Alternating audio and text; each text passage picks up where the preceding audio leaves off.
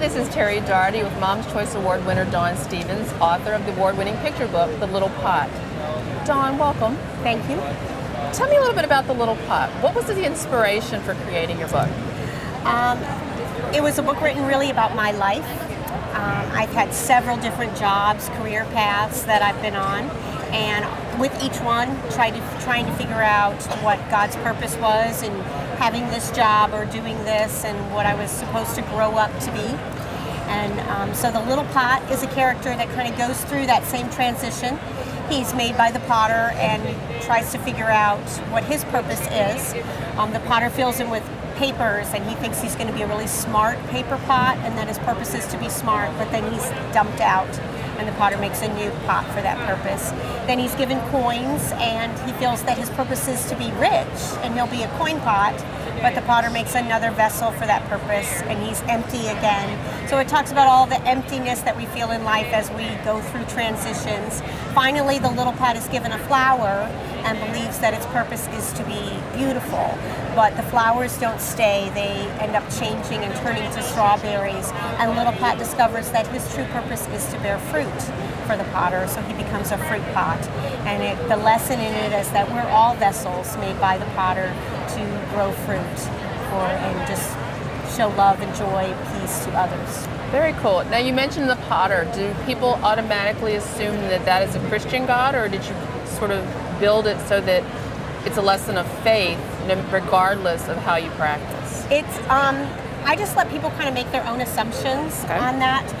When I'm doing author visits with it, if I'm in front of a specific Christian crowd who allows me to bring out that aspect, I do with the children.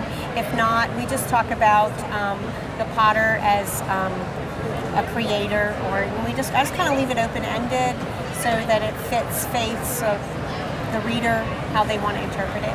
That's what I liked about it. I absolutely loved it when I read it. Now, you're going out to student groups. What are you finding to be their number one question? What do they want to know about with you and the Little Pot?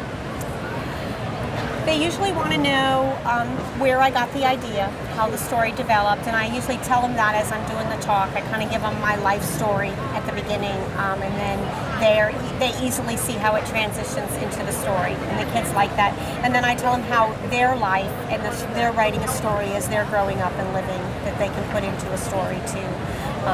So that's always a big aspect of what kids want to know, and they also want to know about, I also illustrated the book, so a lot of times they have questions about the illustration process and how it becomes a book, how we get to the final stages.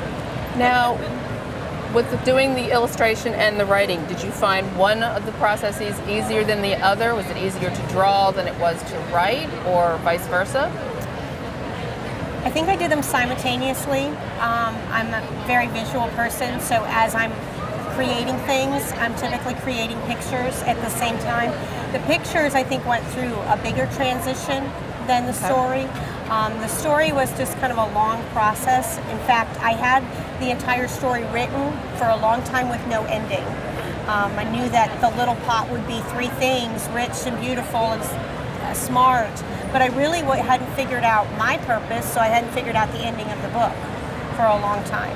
And when I finally got the ending, then I went back to finalize the pictures, and they went through quite a transition from the beginning to the end. Now, Little Pot has found his purpose. Are there other vessels still waiting to be written or created? There are. I have a second book that will be coming out shortly called The Teapot, which is another vessel who's going to learn to serve others as teapots should serve. And it's more about selfishness, because Little Pot then discovers that it can't keep its fruit for itself. That fruit is something we must give away.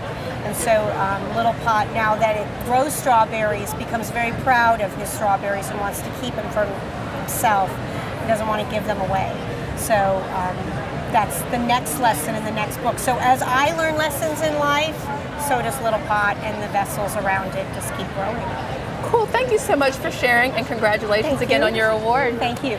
This is Terry Doherty speaking with Dawn Stevens. Thanks.